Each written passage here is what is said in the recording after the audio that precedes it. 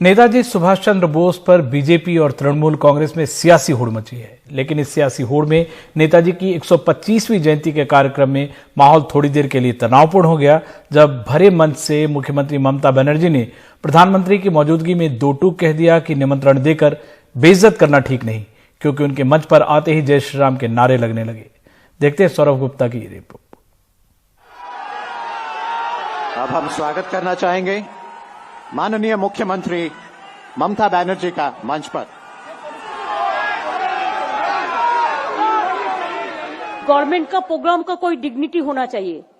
एक गवर्नमेंट का प्रोग्राम है, कोई पॉलिटिकल पार्टी का प्रोग्राम नहीं है, और पॉलिटिकल पार्टी का। और नाराज ममता बनर्जी ने अपना भाषण चंद लाइन में खत्म कर दिया, क्योंकि प्रधानमंत्री की मौजूदगी में बीजेपी समर्थकों ने उनके मंच पर आने पर जय श्री राम के नारे लगाए। किसी को आमंत्रण करके, निमंत्रित करके उसको बेइज्जत करना है, आपको शोभा नहीं देता है। ये हमारे लिए, मैंने क्यों, यहाँ जितने भी उपस्थित कार्यकर्ता थे या फिर जितने भी सिटीजन्स थे, ये सारे जय श्री राम का स्लोगन उठाए हैं और मुझे और हम सभी को गर्व है। जय श्री राम में कोई पॉलिटिकल स्लोगन नहीं है।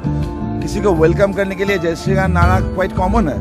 वो गुस्सा क्यों हो गई? We can definitely convey our... हम जरूर श्री रामचंद्र को याद कर सकते हैं और अपने भगवान को भी। मुझे जय श्री राम कहने में कोई बुराई नहीं लगती, क्योंकि जय श्री राम को युद्ध की ललकार नहीं है।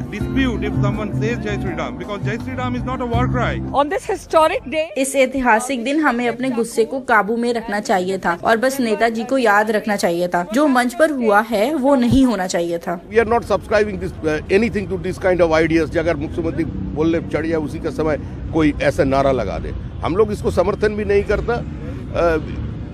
ये हो गया, ऐसा होते रहता है। बड़ा घटना में छोटी मोटी कुछ चीज होते रहता है। प्रधानमंत्री और मुख्यमंत्री विक्टोरिया मेमोरियल पर नेताजी सुभाष चंद्र बोस की जयंती मनाने के लिए जमा हुए थे। प्रधानमंत्री ने ममता बनर्जी को बहन कहकर संबोधित किया और कहा कि बोस को भारत की प्रगति पर गर्व होता, लेकिन नारों पर एक शब्द भी नहीं बोले। आज अगर नेताजी ये देखते कि उनका भारत इतनी बड़ी महामारी से इतनी ताकत से लड़ा है, जब वो देखते कि भारत वैक्सीन देकर दुनिया के दूसरे देशों की मदद भी कर रहा है। दिन भर तृणमूल और बीजेपी ने ये दिन अलग अलग समारोहों में मनाया और इसको किस नाम से बुलाया जाए, इस पर भी झगड़ा करते रहे। तृणमूल का कहना है कि ये देश नायक दिवस होना चाहिए, क्योंकि रविंद्रनाथ टैगोर ने नेताजी को देश नायक का खिताब दिया था। जिंदाबाद सुभाषबाद, गांधीबाद, जिंदाबाद जिंदाबाद। पराक्रम दिवस क्या है? पराक्रम, व्हाट इज द मीनिंग? सुगत আপনাদের কাছে কিছুটা রাজনৈতিক ইতিহাস विवरण दिलेन। नेशनल प्लानिंग कमीशन योजना आयोग को हटाने की भी आलोचना की गई, जिसकी परिकल्पना बोस ने की थी।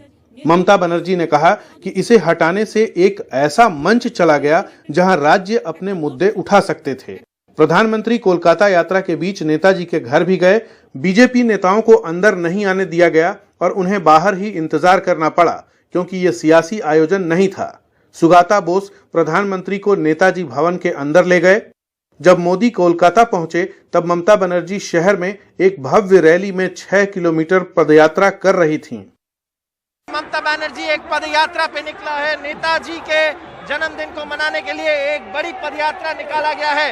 आज शाम को प्रधानमंत्री नरेंद्र मोदी भी आने वाले हैं।